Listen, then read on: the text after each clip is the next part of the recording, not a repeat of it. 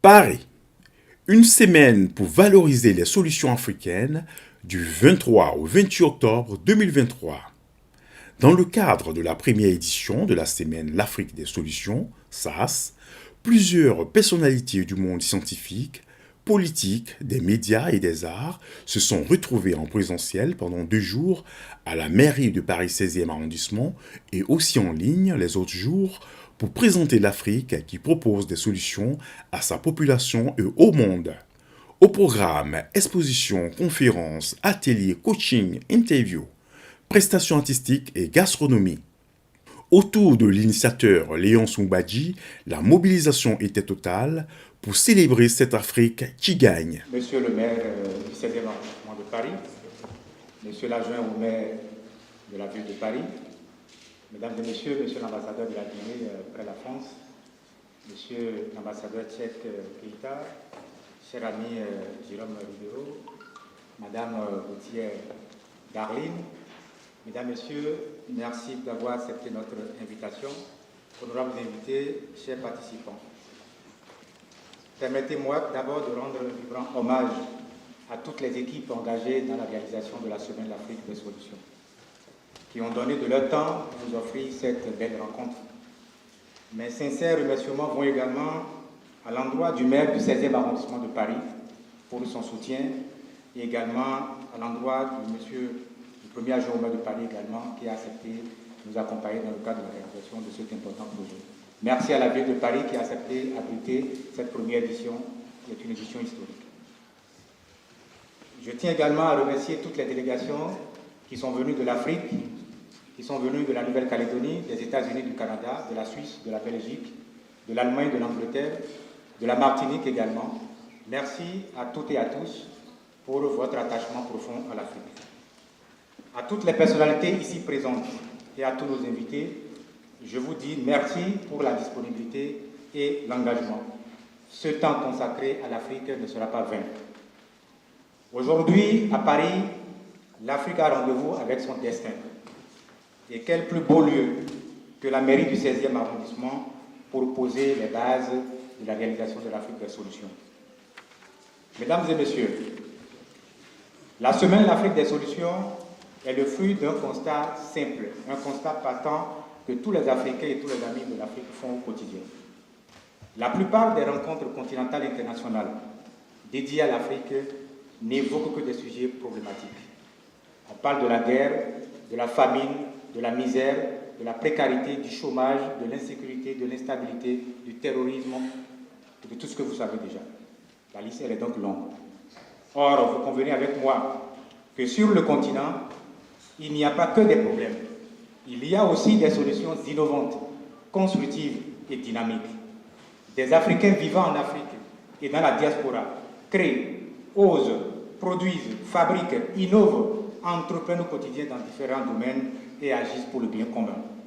Ils sont porteurs de solutions efficaces contre des problèmes sociaux, économiques, écologiques, éducatifs, culturels, sanitaires, environnementaux, drones agricoles, applications sociales digitales, ordinateurs portables, téléphones portables, bornes de télémédecine, mallettes médicales, objets connectés, super applications, poubelles écologiques, maillots de bain éthiques et éco-responsables, serviettes hygiéniques et réutilisables écologiques, vélos nautiques écologiques, panneaux solaires avec des matériaux recyclés, foyers améliorés écologiques pour les ménages, robots d'assistance, briques autobloquantes à base de déchets plastiques, casques de moto intelligents qui sauvent des vies, sacs à dos solaires, technologie médicale robotisée, enregistreurs de vol, la liste elle est longue.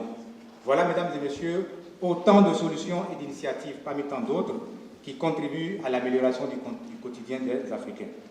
Muntaga Keïta, Bertin Naomo, Nassim Berkayat, Fouazi Anal, Alain Kapotiti, Laou et Fatou Keïta, Tion Nyong, Achille Agbe, Vena Ariel Awanso, Yaye Saoudat, Gaël Matondo, Aboubakar Karim, Zégué Diara, Karim Nazora Soro, Richard Gauthier Odjrado, Amadou Karim, Moussa Zégué, Moudine Seyve, Fadima Diawara, Edem Adjamago, Yvon Oudam Daris Ogudjo, Bob Benza Bob, la liste elle est longue.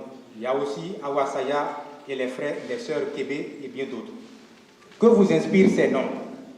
Ils ne vous disent rien, certainement. Pourtant, les initiatives qu'ils prennent au quotidien contribuent à la création d'une société inspirante, solidaire et durable. Ensemble, ils construisent lentement mais sûrement l'Afrique des solutions. Je suis fier et très heureux d'être là. C'est pas courant de voir tant d'Africains, tant de têtes leaders d'Afrique et des ambassadeurs dans une salle réunie. Merci à notre frère Léonce qui a bien voulu rêver un jour et qui nous donne la possibilité d'être là pour parler ensemble de ce qui nous retrouve et de ce qui nous intéresse, notre continent, notre beau continent, l'Afrique, l'Afrique des meilleurs, l'Afrique berceau de l'humanité, l'Afrique de l'univers et l'Afrique de la réussite, puisque nous devenons de plus en plus la solution pour l'Afrique, mais la solution pour le monde. Je salue les vaillantes dames qui sont dans la salle, parce qu'on ne parle pas souvent des femmes, mais les femmes sont la force et les béquilles de l'Afrique, et je les salue avec force.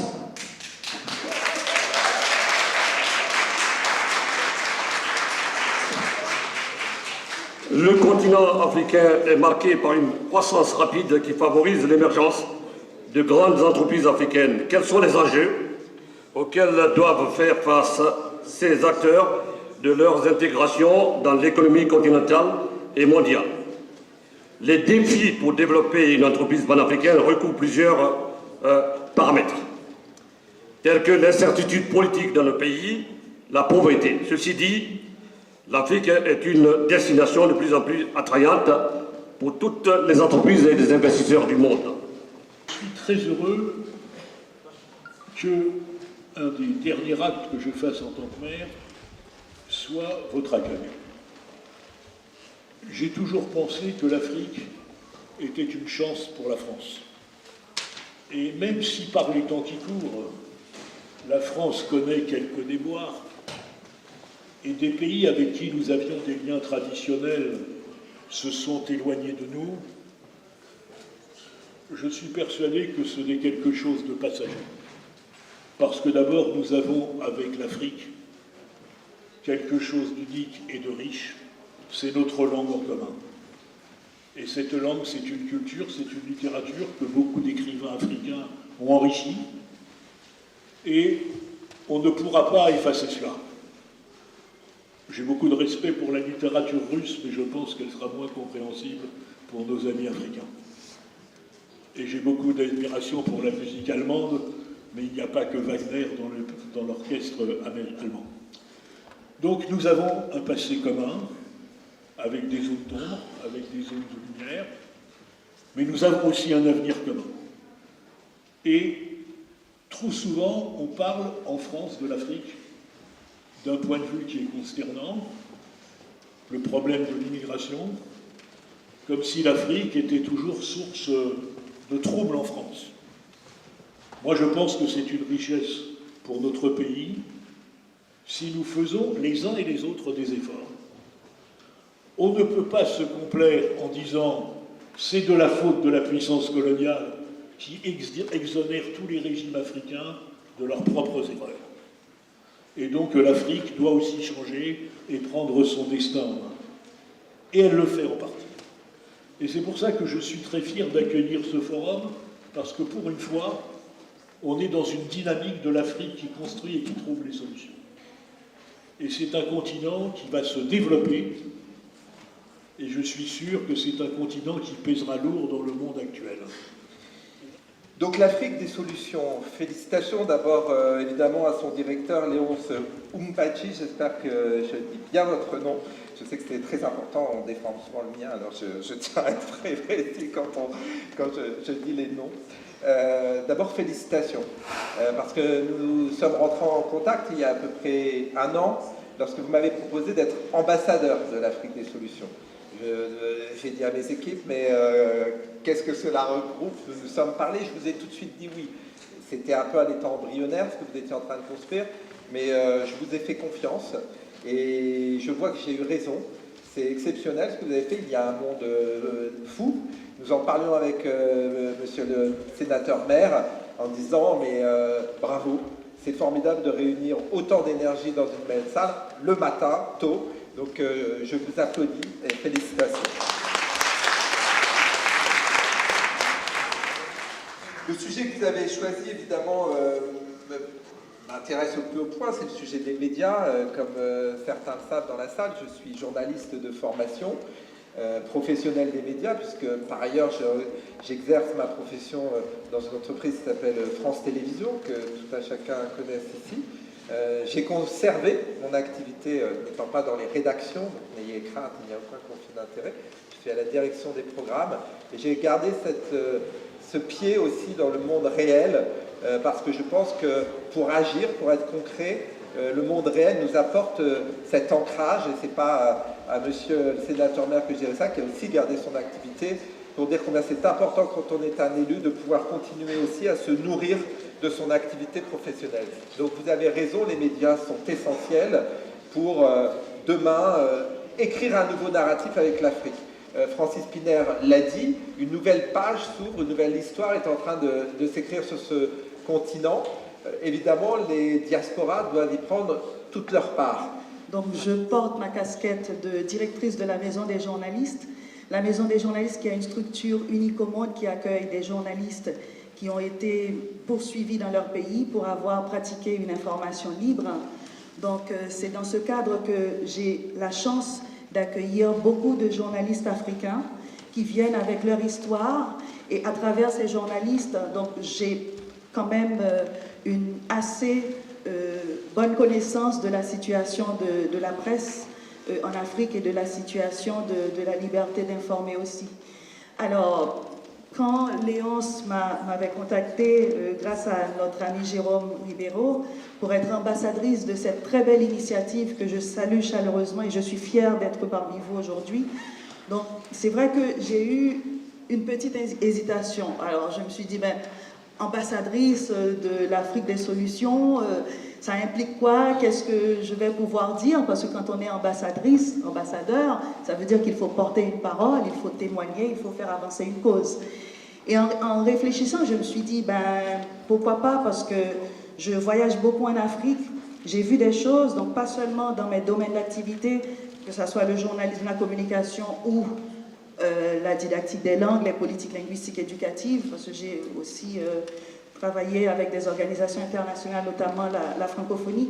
Donc j'ai vu beaucoup de progrès, beaucoup d'initiatives qui mériteraient d'être valorisées. Donc il se passe beaucoup de choses dans le continent africain, que ça soit du point de vue technologique, du point de vue social. On a parlé beaucoup d'innovation ce matin, donc je pourrais en témoigner. Donc ça veut dire que je tiens à cœur cette fonction d'ambassadrice. D'ailleurs, je le faisais plus ou moins à mon échelle avant d'être nommée ambassadrice. Par exemple, j'ai été au Rwanda il y a 2 ans, donc j'ai été scotchée de voir comment les hôpitaux communiquent entre eux via des systèmes de drones quand on a de grands blessés. Donc j'ai vu aussi beaucoup d'initiatives technologiques au Sénégal. Donc il y a beaucoup de choses à valoriser. Avec des soutiens qui dépassent les frontières de notre pays, le Bénin évidemment, il a infatigablement développé cette idée qu'il faut parler de l'Afrique en termes concrets, en termes de partage, en termes d'innovation, et d'installer cette idée que ce n'est pas le futur du continent, c'est le présent du continent. Et il a fait ça de façon acharnée pendant des mois, et vous êtes le témoignage du fait que c'est très utile. Moi, ce que je voudrais brièvement partager avec vous, c'est les raisons pour lesquelles j'ai essayé de m'engager personnellement depuis quelques années sur la défense, le plaidoyer d'une Afrique différente des perceptions habituelles. Et quelque chose qui a été défini comme de l'afro-optimisme a d'abord été accueilli il y a une quinzaine d'années par des quolibets, par de la dérision en fait. Quand on a un peu commencé de dire « regardez les faits, regardez les chiffres, regardez les données, regardez ce que l'Afrique est en train de faire en termes de changement, en termes de dynamique, en termes de croissance », on parlait toujours d'afro-optimisme béat. Depuis, je crois qu'on a légèrement atténué cet aspect dérisoire. Malgré tout, à chaque conflit, à chaque coup d'État, à chaque pandémie, à chaque défaut de tel pays en matière financière, on continue de généraliser. Invariablement, s'il y a un foyer épidémiologique, à 4000 km d'une autre ville africaine, on va quand même annuler les événements dans cette autre capitale. Invariablement, il faut expliquer que c'est très grave qu'il y ait un foyer épidémique à 4000 km, mais on est souvent quand même beaucoup plus proche de l'Europe que de ce foyer. Vous voyez, c'est toujours une généralisation. Quand on vous dit, regardez, le risque africain s'est énormément développé car il vient d'y avoir des coups d'État dans 5 pays. Alors, chacun de ces coups d'État est très différent, a des raisons très différentes, des formes très différentes, mais du point de vue macroéconomique pour le continent, moi j'essaye d'expliquer que j'ai beaucoup de respect pour l'économie de nos pays frères, de la Guinée, du Mali, du Burkina, du Niger et du Gabon. Mais j'essaye de rappeler aux chefs d'entreprise, aux financiers, aux agences de notation, que quand on fait masse de la richesse de ces pays, quand on fait masse de leur produit intérieur brut, ces 5 pays, ils représentent à peu près 2 mois du PIB du Nigeria. 2 mois. Donc, si vous voulez, avant que cela implique l'ensemble de l'Afrique et que ça mérite de dégrader la note de tous les pays qui sont à des milliers de kilomètres, il faut réfléchir un tout petit peu. La semaine Afrique des solutions a pris fin le samedi 28 octobre 2023 par un gala au Port Mali à la salle Les Pyramides.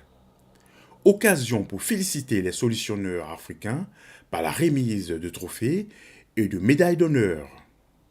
Des artistes de la diaspora africaine ont ponctué cette cérémonie de leur talent. Rendez-vous est pris pour 2024 pour une autre édition de la semaine Afrique des solutions.